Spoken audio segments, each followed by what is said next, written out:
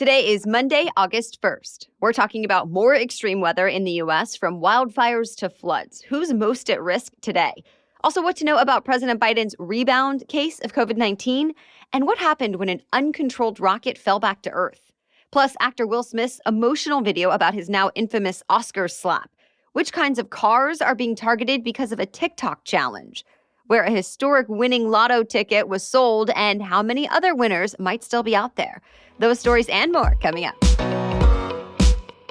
Welcome to The Newsworthy. All the day's news in around 10 minutes. Fast, fair, fun, and on the go. I'm Erica Mandy. Thanks so much for being here. You ready? Let's do this. Another out-of-control wildfire is raging in Northern California. The so-called McKinney fire started on Friday in record-breaking heat. And since then, it's burned through more than 80 square miles just around the Klamath National Forest, just south of the Oregon state line. Thousands of people have had to flee their homes. Officials say some of them have lost everything. Hikers also had to be rescued over the weekend. As of this morning, the fire is 0% contained, and thunderstorms could make it worse today. The National Weather Service says lightning could ignite new sparks and erratic winds could help them spread. For now, investigators are still looking into how this fire started.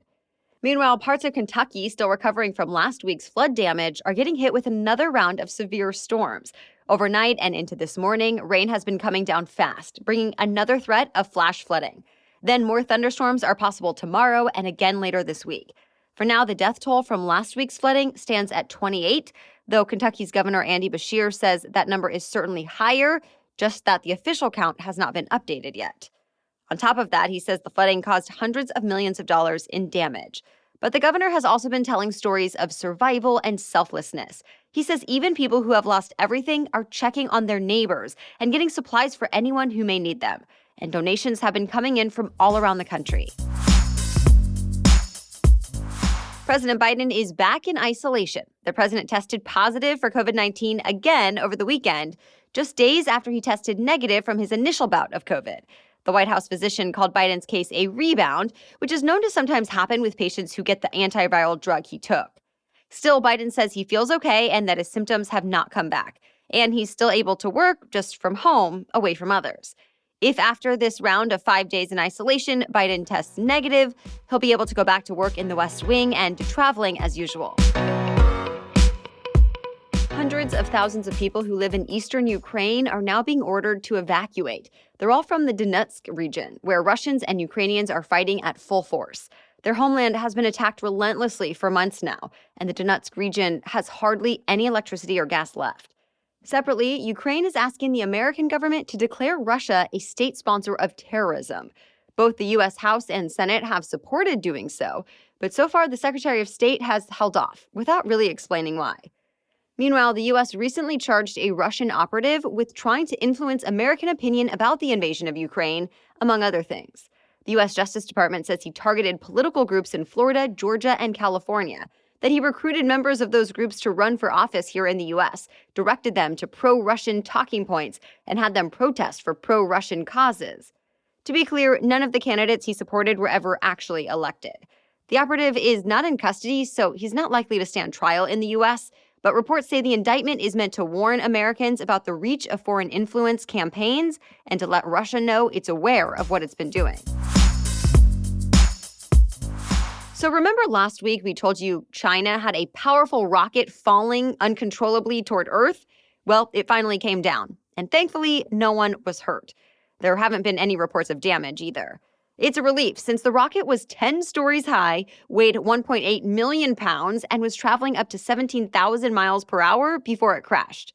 China says most of it burned up during re-entry into the atmosphere and that the rest landed in the sea near the Philippines. Still, NASA is pretty upset about it all. The American Space Agency says China took too much of a risk by letting the rocket fall uncontrollably to Earth and not sharing any information about its path. And this is nothing new. NASA has warned China about its space debris a couple of other times, too, saying China's space program disregards safety standards. But a state-run newspaper in China claimed the U.S. was just trying to discredit China's efforts and progress in space. China is now just one step away from having its own fully operational space station. All right, we have much more news for you still coming up, but first, a quick break for our sponsor. I am constantly chasing around my 1-year-old these days, so I need shoes that can keep up with me. Comfort is my top priority, but of course, I also would like to look my best. Well, with Rothy's, I get the best of both worlds. I get comfort for my feet and the type of style that turns heads. They're the perfect shoes for commuting, traveling, and just everyday life when you want to both feel and look great. Plus, I really appreciate that all of my Rothy shoes can be worn with pretty much everything. I can dress them down with yoga pants or dress them up for a night out, which, by the way, is especially helpful for travel because other shoes take up way too much space in your suitcase. The other wonderful thing about Rothy's is how serious the company is about sustainability. All of their products are knit with thread made from plastic water bottles, so they've repurposed around 125 million water bottles so far. Your new favorite shoes are waiting. Discover the versatile styles you can wear absolutely anywhere and get $20 off your first purchase at rothys.com/newsworthy. That's ROTHYS, rothys.com/newsworthy for $20 off your first order. Wall Street rallied recently, despite rising inflation and what some consider a recession. All three of the major market averages posted their best monthly percentage gain since 2020. We're talking about the Dow, S&P, and NASDAQ. Big tech is a big part of the turnaround for July. Experts say investors were relieved to hear at least better than expected earnings reports from some of the biggest companies like Amazon, Apple, Alphabet, which owns Google, and Microsoft. A TikTok challenge has been linked to spikes of certain types of car thefts. Car thieves known as the Kia Boys have posted how-to videos on TikTok and YouTube showing a way to unlock Kia and Hyundai vehicles with a USB cable. Some videos show teens and young adults going for joy rides and sometimes crashing the cars. Well, these are getting more attention now because police in Wisconsin, Ohio, and Texas have reported higher rates of car thefts, and specifically of Hyundai and Kia models. In Milwaukee, for example, CarBuzz reports a 2,500% increase in thefts of those car models compared to last year, saying they account for 2/3 of all car thefts now. The world is mourning the lives of two trailblazers, one in the world of entertainment, the other in sports. First, Bill Russell, who is considered one of basketball's greatest players of all time, died yesterday. He had 11 championships with the Boston Celtics, was named an All-Star 12 times, and MVP 5 times. To this day, the Finals MVP award is named after him. Once his playing days were over, Russell started leading the Celtics from the sidelines, becoming the first black head coach of a team in any major sports league.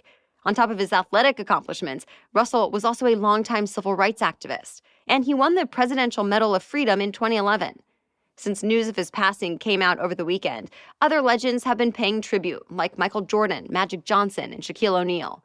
Bill Russell was 88 years old. Also over the weekend, actress Nichelle Nichols' family announced she had passed away. She played Lieutenant Uhura on the original Star Trek series. That made her one of the first black actresses to star in a primetime television show. And on the show, she and William Shatner made history with television's first interracial kiss in 1968. After Star Trek, Nichols went on to become a recruiter for NASA, helping bring on people of color and women astronauts. In fact, NASA credits her with helping to recruit Sally Ride and Frederick Gregory. Nichelle Nichols was 89 years old. Will Smith posted a YouTube video apologizing on camera for striking Chris Rock during the Academy Awards earlier this year.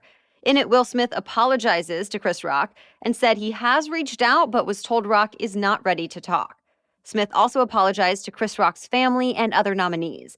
And he answered some common questions about this whole ordeal. For example, he said he did not apologize to Chris Rock in his acceptance speech that same night because he was, quote, fogged out by that point. He also said sorry to his own wife and kids for the backlash. Smith said he's remorseful while trying not to be ashamed of himself. The difference is basically saying he did something bad, that his actions were bad, not that he is bad. Meanwhile, Chris Rock has not said much about the slap publicly, but he did crack a joke about it last week. During a stand-up show in New Jersey, he said, quote, anyone who says words hurt has never been punched in the face. Rock added that he's not a victim and he shook it off. We all know superhero movies do well at the box office, and it turns out their dogs do too. The cartoon DC League of Super Pets made more money than any other movie at the box office over the weekend. It actually makes some sense since family movies have been doing well this summer, and this one has an all-star cast featuring stars like Dwayne Johnson, Kevin Hart, Keanu Reeves, Kate McKinnon, and many more. Super Pets brought in more than $9 million on opening day alone and is thought to have made $23 million across North America in its first weekend. That's still nothing compared to the latest Minions movie, but certainly more than the other options this past weekend. The sci-fi horror film Nope came in second, and Thor: Love and Thunder was third.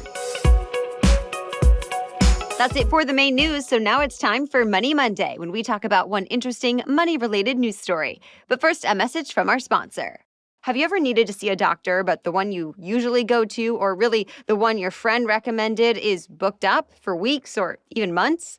Maybe that recommendation for the doctor your coworker gave you is not even taking new patients at all, or that office doesn't take your insurance. I know I've experienced all of the above.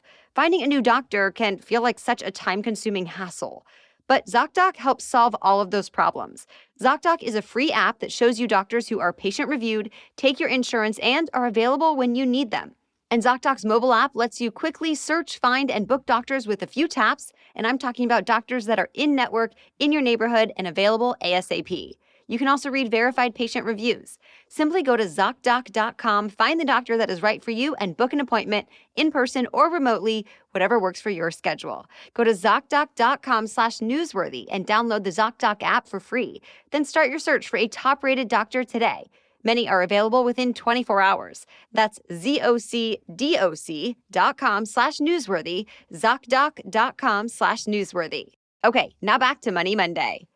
A lucky someone in Illinois won the third largest lottery prize in American history. Their ticket matched the winning numbers from the $1.3 billion Mega Millions drawing. So far, it's not clear who the lucky winner was.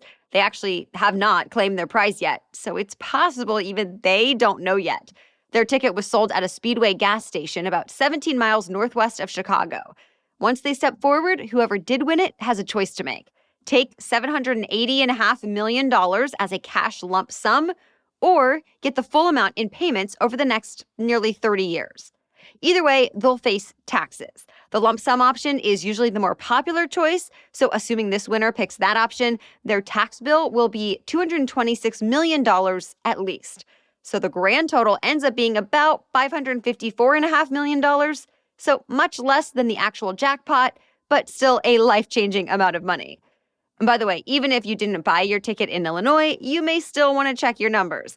Mega Millions says another 26 tickets earned second-tier prizes worth either $2 million or $1 million apiece.